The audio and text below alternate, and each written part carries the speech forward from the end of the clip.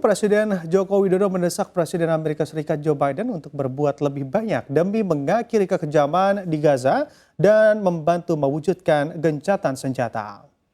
Hal ini disampaikan Presiden Joko Widodo saat bertemu dengan Joe Biden di Gedung Putih Senin waktu setempat. Pesan ini disampaikan Presiden Jokowi sebagai hasil dari pertemuan para pemimpin negara Arab dan Muslim yang digelar di Riyadh pada akhir pekan lalu yang sepakat mengutuk kekejaman Israel dan meminta gencatan senjata. Perang yang terjadi antara Hamas dan Israel mengemuka dalam pertemuan tersebut yang diagendakan membahas peningkatan hubungan kerjasama ekonomi ketika Washington mencoba meningkatkan aliansi melawan China yang semakin agresif. Tak hanya itu, pertemuan kedua pemimpin itu juga membawa pesan untuk meningkatkan kerjasama yang lebih strategis, termasuk pembahasan mengenai produk nikel asal Indonesia yang masih sulit untuk masuk ke negeri Paman Sam.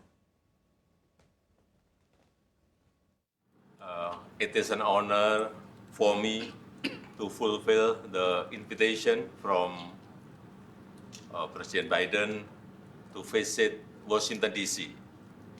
The U.S. is one of the most important partners for Indonesia, and we agreed to elevate our partnership into comprehensive strategic partnership.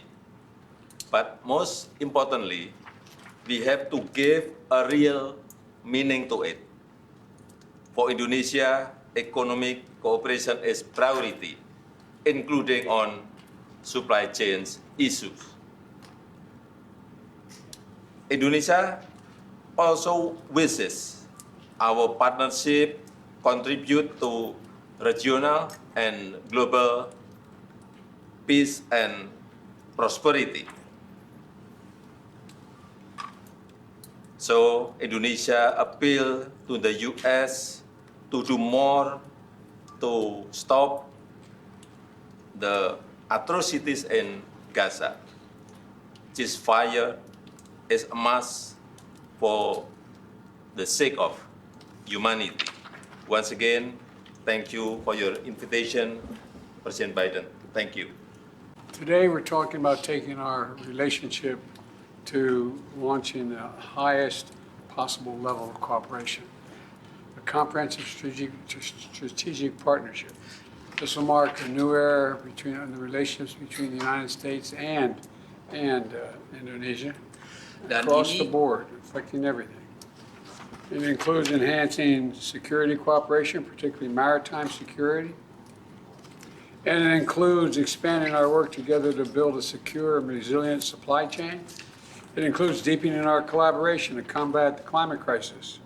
You know, I've told you this before, but Indonesia is a critical player, critical in clean energy transition of the world. And we're also going to continue to work with ASEAN to advance a free, open, secure, and prosperous Indo-Pacific. And I want to thank